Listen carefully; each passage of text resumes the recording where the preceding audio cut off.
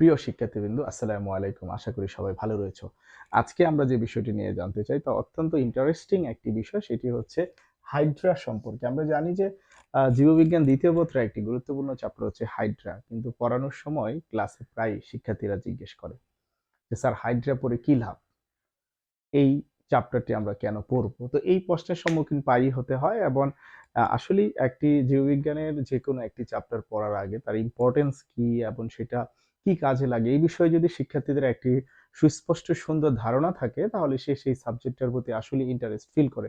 প্রিয় শিক্ষার্থীরা, তোমরা জানলে অবাক হবে যে এই প্রাণী জগতে একটি প্রাণীকে বায়োলজিক্যালি ইমমর্টালি বলা হয়, অর্থাৎ অমরত্ব বলা হয়, অর্থাৎ যে প্রাণীটা স্বাভাবিক মৃত্যু নেই বলা হয়, সেটি হচ্ছে হাইড্রা। এর কারণ কি? এর কারণ এর মধ্যে একটা স্পেশাল কোষ রয়েছে, ইন্টারস্টেশিয়াল কোষ। ইন্টারস্টেশিয়াল সেল, এই কোষের কারণে তার পুনরায় উৎপত্তি হয়।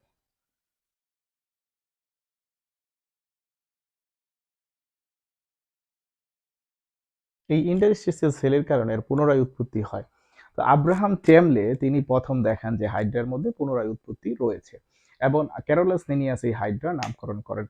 এখন এই হাইড্রা কেন, why the important of Hydra is medical science, medical সায়েন্সে হাইড্রার ইম্পর্টেন্ট কি এবং কেনই বা আমরা হাইড্রা পড়বো, এই সম্পর্কে আজকে আমরা জানতে চাই। তো শুরুতে আমি যেটা বলতে চাই, হাইড্রা স্টাডির যে মেইন কারণ সেটা হচ্ছে রিজেনারেশন আর স্টেম সেল রিসার্চ। আমরা যদি রিজেনারেশন নিয়ে কাজ করতে চাই, পুনরায় উৎপত্তি কিভাবে হয়, অর্থাৎ হাইড্রার দেহকে, এটা একটি হাইড্রা, এই দেহকে যদি আমরা এখান থেকে কেটে ফেলি তাহলে দুইটা হাইড্রা তৈরি হবে। এইভাবে যতগুলো অংশ আমি টুকরো টুকরো করব ততগুলো হাইড্রা তৈরি হবে। তো এইটা হচ্ছে একটি স্পেশাল ক্ষমতা এবং স্টেম সেল রিসার্চের ক্ষেত্রে এই হাইড্রা অত্যন্ত গুরুত্বপূর্ণ। অর্থাৎ পুনরায় উৎপাদন কিভাবে হচ্ছে, হাইড্রা সেলগুলো আবার তৈরি হচ্ছে, এটার জন্য কিন্তু এই হাইড্রা স্টাডি দরকার। ২ নাম্বার যেটা বলবো, মেডিকেল সায়েন্সে এখনো গবেষণা চলছে কিভাবে অর্গান ট্রান্সপ্লান্ট করা যায়, অর্থাৎ আমাদের হার্ট, কিডনি, লিভার অথবা কোনো অঙ্গ যদি কেটে যায় বা অঙ্গহানি হয়, সেটা কিভাবে আবার ট্রান্সপ্লান্ট করা যায়।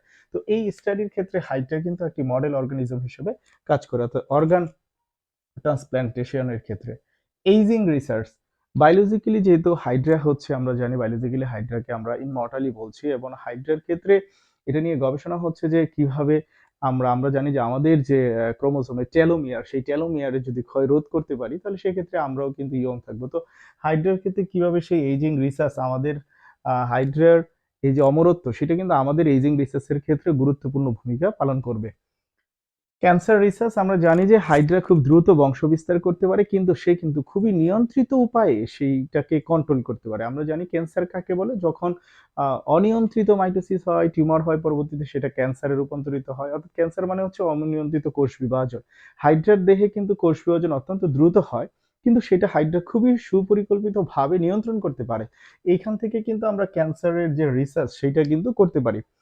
এছাড়া হাইড্রার ক্ষেত্রে নিউরোসায়েন্স যেটা আছে, অর্থাৎ নিউরোসায়েন্স অত্যন্ত গুরুত্বপূর্ণ।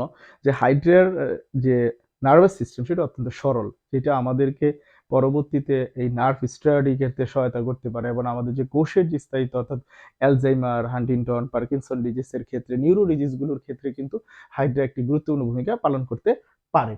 এছাড়া তো আমরা যেটা বুঝতে পারলাম, হাইড্রা স্টাডি অত্যন্ত গুরুত্বপূর্ণ মেডিকেল সায়েন্সে, কারণ এখান থেকে আমরা রিজেনারেশন সম্পর্কে জানতে পারবো, অর্গান ট্রান্সপ্লান্টেশন সম্পর্কে ভবিষ্যতের ধারণা পাবো, এইজিং রিসার্চের ক্ষেত্রে ব্যবহার হতে পারে, ক্যান্সার রিসার্চের ক্ষেত্রে ব্যবহার হতে পারে, নিউরো সায়েন্সের ক্ষেত্রে ব্যবহার হতে পারে।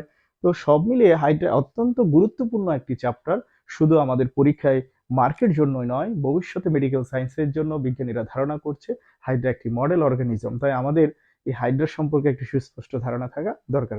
প্রিয় শিক্ষার্থীরা, পরবর্তী ক্লাসগুলোতে আমরা হাইড্রা সম্পর্কে আরো বিস্তারিত জানতে পারবো, কিভাবে হাইড্রা তার লোকোমোশন করে, কিভাবে হাইড্রা তার দেহের মধ্যে মিতজীবিতা বা সিম্বায়োসিস, শ্রম বন্টন সম্পূর্ণ করছে। এইসব হাইড্রার বিভিন্ন ইম্পর্টেন্ট এবং মজাদার তথ্য নিয়ে তোমাদের সামনে আবারও হাজির হব। শিক্ষার্থীরা, আশা করি সবাই হাইড্রা সম্পর্কে জানতে পেরেছো, হাইড্রা পরে কি লাভ। এবার পরবর্তী ক্লাসগুলোতে আমরা হাইড্রা সম্পর্কে আরো বিস্তারিত জানতে পারবো। ততদিন সবাই ভালো থাকো, সুস্থ থাকো, বায়োজিনের সাথেই থাকো। আসসালামু আলাইকুম।